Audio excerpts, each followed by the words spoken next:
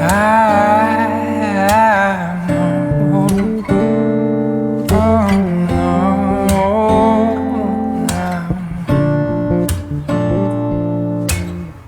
left and right, buzz like crazy. Everybody's trying to stimulate it. Spiders in the mirror and things can't be right. Back to the scene of a Friday night, to a blessed collision still frozen tight. Spear drinkers, Cupid and the sound of her first chime. And why did you argue? We're dreaming of those eyes, the best part of my life. And when we make love, babe, don't make a sound. The clock won't turn around. Ooh, you turn around. 2,000 little fires. And ooh, your siren call is spreading.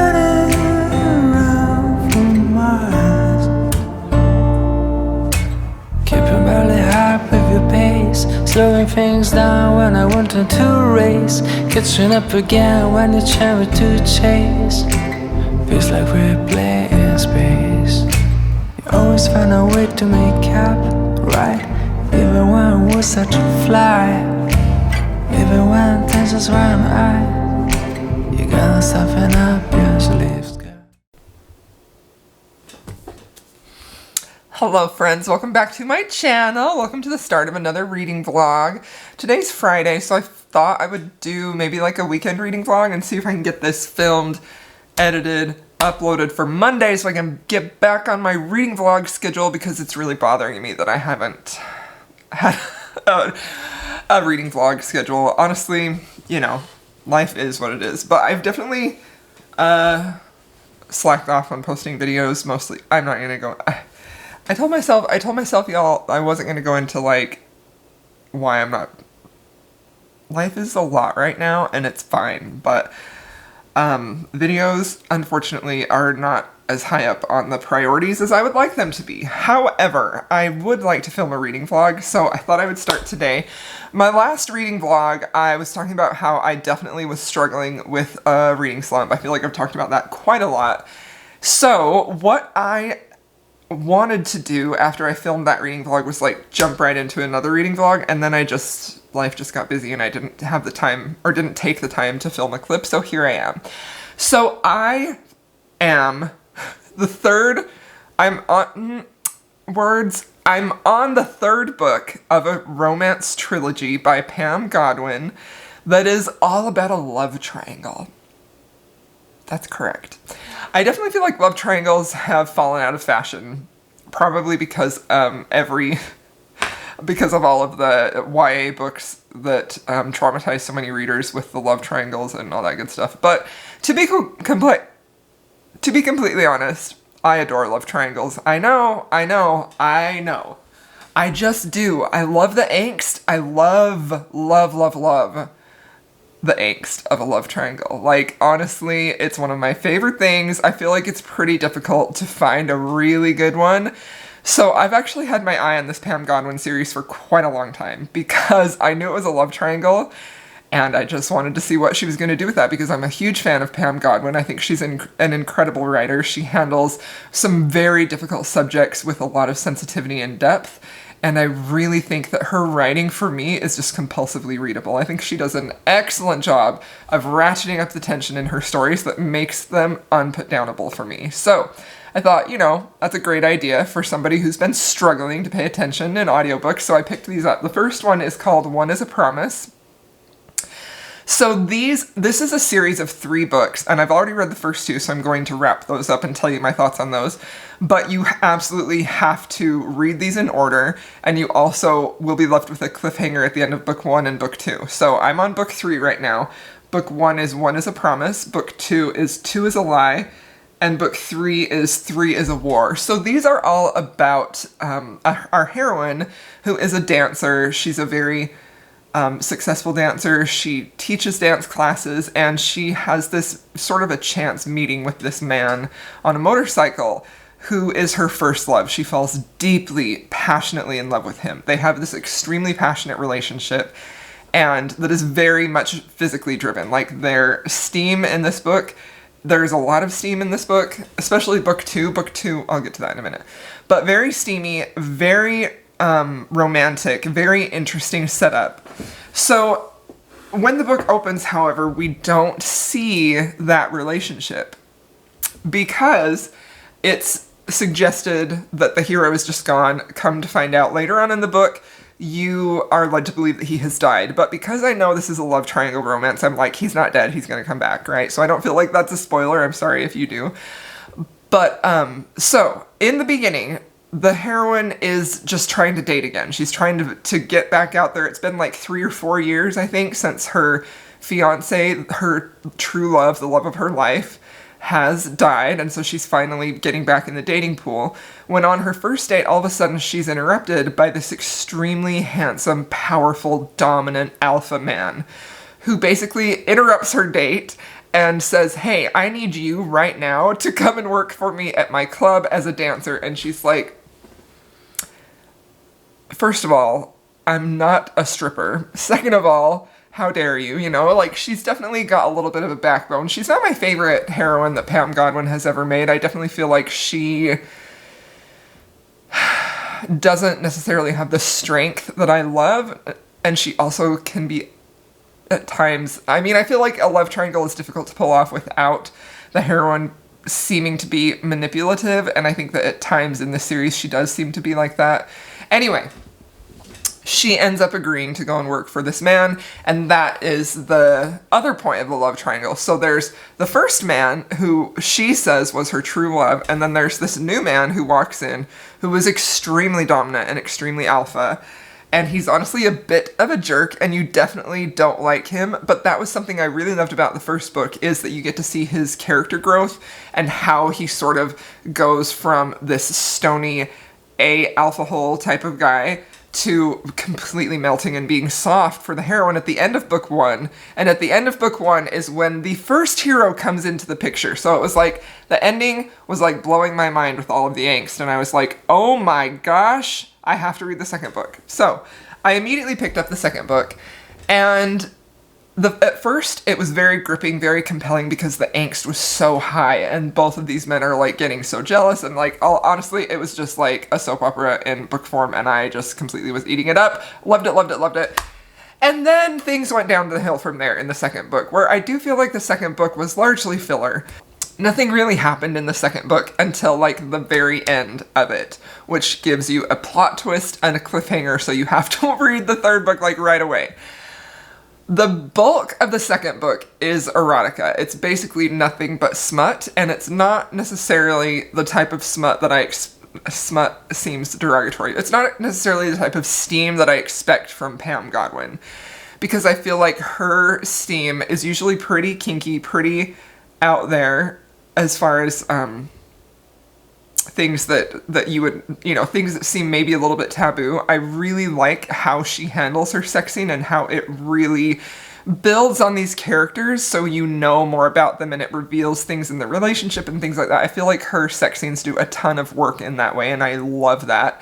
I didn't get that vibe from this book at all, however. It definitely felt it was just smut for smut's sake, and I was bored and losing interest. However, the books are very short. They're like 7 or 8 hour audiobooks, and I just kind of pumped up the speed to get through all the smut until I got to the end.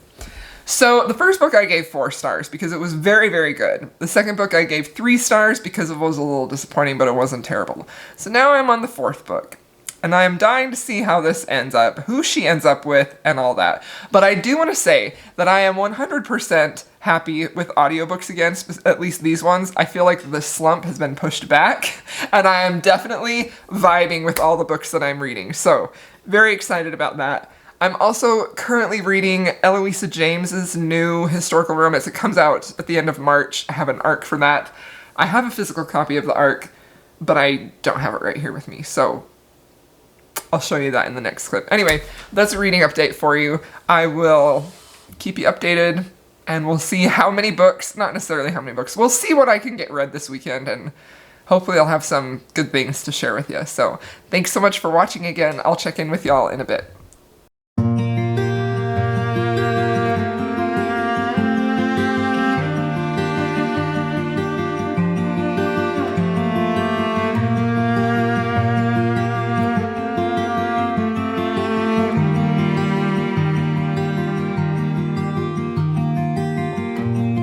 The last breath of summer is blowing down our necks, and soon we'll wave goodbye to the fleeting bliss. Because you are like a tidal wave, ripping up my life, not living without a trace. And you know that I'm your silent patient. You know I'm your silent patient. I've been waiting to hold me up. I'll be holding on through the winter for your kiss to wake me up. Now with the colors of spring, my heart will blossom up again.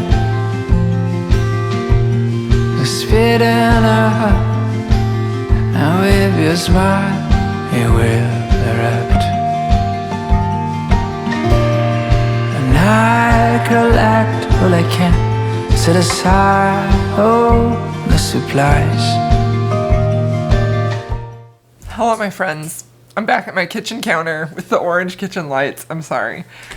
This is a few days later since I filmed my last clip, and I have 2 books to update you on. So the good news is that I believe my reading slump is over. I am very excited about reading. I am very excited about finding a new book to pick up. Like, I am in the reading mood, and I am so freaking happy about it. It makes me so happy. And I really credit that largely to this Pam Godwin series that I just started. Like, sorry, my kitchen is a bit of a disaster. I'm trying to block it out for you. We have kitchen, dining room, and then family room. And, you know, I've got teenage boys. It's Monday today that I'm filming this, and, you know, everybody was home over the weekend and the house is a bit of a mess, but it's fine.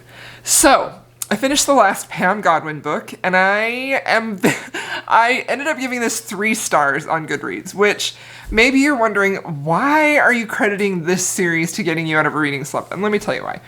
It's largely because this series was very compelling for me to read. Like, I was not bored. I kept wondering who she was going to end up with. Like, I was invested in these characters. And honestly, that has happened to me with a couple of books that have still kind of disappointed me in how things ended up. Like the Darling Venom was one like that, and the Naked Fisherman series. I liked reading those books, but there were still things about them that bothered me or were disappointing, and so I ended up rating them 3 stars, even though it was the type of book that I like had a hard time putting down. I was really invested in the story. And I'm starting to feel like maybe that's just a reading mood type of thing. I don't know.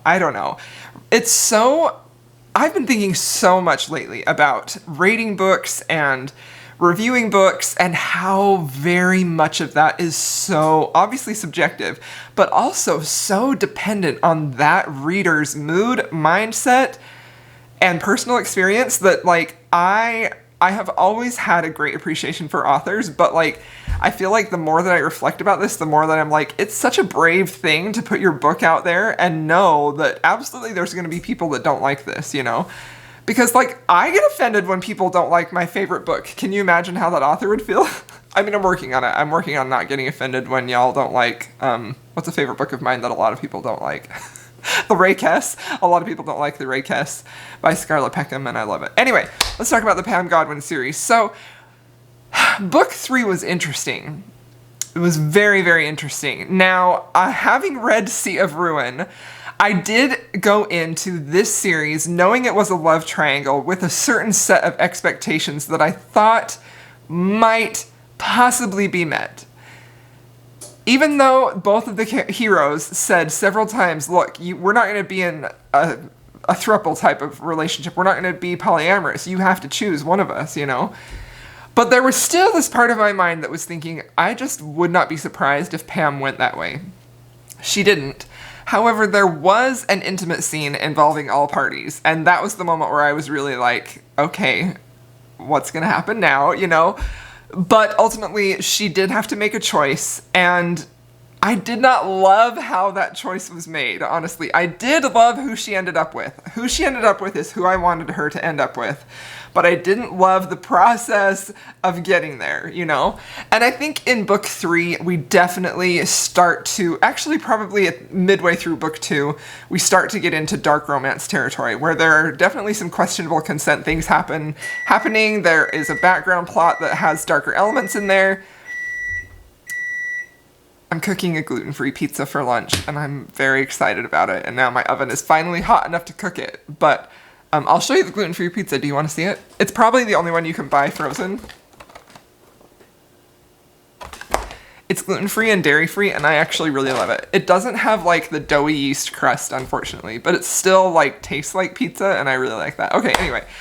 So, because I felt myself a little disappointed in the way that she ended up with who she ended up with, I was in 3-star territory. And I also feel like, having read so many of Pam's other books that I would consider to be like her opus, right? Like, Sea of Ruin is a masterpiece. Dark Notes is fantastic. The Deliver series, almost every single one of those books is mind-blowingly good, I think. And they are that way because she takes such an excellent approach to storytelling. She's such a gifted storyteller. She really has a good way of telling a story that keeps you wanting to know more. And I think if I were to be harsh, I feel like that is something that some romance writers fall short of. They don't really know how to tell a compelling story that makes you really want to keep turning pages sometimes. Anyway, that's a discussion for another day. So having read all of those books and how she handles like dark elements and consent, dubious consent, non-consent, like all of those really emotionally hard-hitting topics where the couple really has to struggle and work to get their happily ever after, like those couples suffer. And I love it. I want them to suffer, and then I want them to be happy at the end, you know?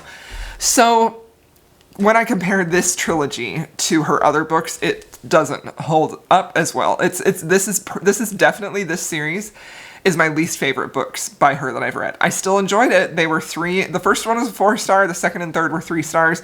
I really debated on the last one. Is it a 3? Is it a 4-star? Ultimately, I gave it a 3-star because I just felt like I know she's capable of really rocking your emotions, and I just don't feel like she did in this, and that was disappointing to me. So 3 stars for that. A really, really great time reading it. And if you want a love triangle that is definitely a love triangle, like she doesn't end up with one of these guys, and I like that kind of angst, okay? I do. And I don't care who knows it, even though I just whispered it to you. I like that. I would recommend this series because it was a very fun time. So I read that, and then Friday night, unexpected, I received an ARC of The Savage by Sophie Lark. I knew this book was coming soon. I have been getting the last few of her arcs, but I'm always kind of like, am I going to get this one? Am I not? I don't know. And I got it, and I was so excited because I've been very, very hyped for this book.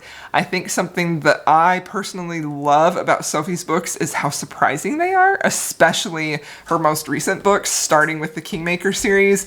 The Kingmaker series, The Sinner's Duet, and The Savage, I feel like are very strong storytelling. Like, I feel like she is really a master of her craft at that point. Like, she is telling stories that have so many elements at play. Like, you have all these different characters, you have character growth, character development, emotional development in the relationship, you have steam, excellent steam. Like, she writes the hottest love scenes that I think I've ever read. Like, so good. And y'all know, like, I won't, like, go down on a ship just for steam, right? But, like, these are, I would consider them to be exceptionally written, steamy scenes. But, something that I feel like she's really doing well with her writing is really having an explosive, combustible plot that keeps you turning pages, that keeps you invested in the characters, that has you in their heads trying to figure out why they're thinking this, why they're going to do that, and how this relationship is going to work. So The Savage follows Sabrina Gallo, who is the daughter of Nero and Camille from book 3 in The Brutal Birthright. She shows up in The Spy, which is the 4th book in the Kingmaker series, and she has what appears to be like an off-page romance with Adric, who is the son of Dom Petrov, who has his own book. It's Ivan Petrov's brother. They're all connected in that way. If you haven't read the books, that probably didn't make any sense to you because that's how my brain works also. But I was very excited for their book. I knew that it was going to be just a complete thrill ride based on what Sophie had said about it, that it was going to be hot and explosive. And the thing that was very intriguing to me was Sabrina's character herself, because I know that Sophie has said that she is the type of woman that is just going to go after what she wants and get it. And no matter what it costs, no matter what it takes, she is a complete savage. And that did not disappoint. Like, Sabrina's character, I think, could potentially be off-putting to a lot of people because she absolutely does that. Like, she is not afraid to go after what she wants. And sometimes it doesn't matter what that cost is. Like, she is just going to go and get whatever she sets her mind to. Like, she is almost indomitable in getting what she wants. And sometimes what she wants is revenge, and she will die to get that revenge. Like, this woman was incredible. I was so completely invested in this story. Adric really is a good match to her, but I also felt like compared to Sabrina's character, he was a little bit dimmer. He didn't shine quite as bright as she did. And I think when you look at some of Sophie's other books, like in Ivan, where you have Ivan and Sloane, who are just complete equals and powerful equals, you know, they complement each other so well. I didn't quite get that vibe from Sabrina and Adric, but they had this really combustible, hot relationship that was very much driven physically. Like, almost the entire book is a lot of their interaction, and it's said even on page, is really through their sex scenes. And so that was an interesting component to this story because that's how they communicate, that's how they bond and everything like that. It was very, very interesting. I liked that a lot. There were times when Adric definitely wanted to dominate Sabrina in all ways, and you could see that he really battled and struggled with that desire to dominate her and control, not really her, but to control all the situations, you know? And he struggled with that desire while still wanting her to be free, because that's why he loved her. He loved how wild she was, how, you know, she was his tiger. Like, it was just really, really beautiful in that way. I think that if I were reading this only for the romance, I think that it's not Sophie's strongest romance. If I am reading this as a complete story, it's very strong. I feel like the romance is a part of it, but there's also a large part of it is Sabrina's journey. A large part of it is her and Adric trying to make things work in this love that doesn't seem like it's going to work on paper, that seems like it's so combustible it's going to just burn out or explode. How do they make that work? It was fascinating, honestly. This was a very fascinating character study into an extremely toxic relationship that was still very beautiful and lovely, and I just devoured this book. I thought it was fantastic.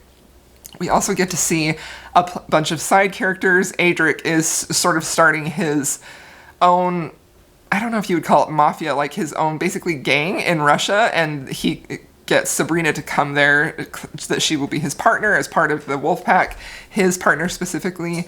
So you get to meet the men who form the wolf pack, and they're all very distinct characters, and I really liked how they complemented the whole team. Jasper specifically, who was in the Kingmaker series, was probably the most fascinating to me, and I really hope we get to see more of him in a future book. So I gave this book 5 stars. I thought it was mind-blowingly good. It felt very similar to, I would say that it feels very similar to like a Tarantino movie. It's very gritty, it's very dark, it's very uncomfortable at times, you know, like there is some partner sharing, there's a I don't know, I don't remember, like it's FMF or FFM, I'm not 100% sure on what that is, but there are some scenes like that where there's sharing involved. There's also some pretty explicit descriptions of drug use, drug making, which I think could be off-putting to some people too. But it reminded me a little bit of like a Breaking Bad meets like a, almost like a Lethal Weapon type of movie, but not like zany at all. Like it was just action-packed, dark, gritty, cinematic. It was beautiful. It was fantastic. This book left me just in awe of Sophie's writing. I feel like Sophie is talked about a lot on TikTok for being a very spicy writer. Like like I said earlier, her love scenes are fantastic. But I feel like not enough people are talking about her incredible skill just at writing, at putting words to the page. Like, she is freaking fantastic. I'm gonna share with you one little quote. I know I did this last time, and then I'll be done with this little with this vlog. I'm gonna end this vlog here. It's gonna probably be a shorter one, but I kind of want to get this up for you as soon as possible. So one of my favorite quotes is, "Men look at me and they see liquid sex poured into the body of their dreams. They want me so bad that they can't possibly imagine that what's inside that package might not appeal to them quite as much as the exterior. They say I'm everything they ever wanted, then they want to change everything about me. How I dress, how I talk, what I like, how I behave.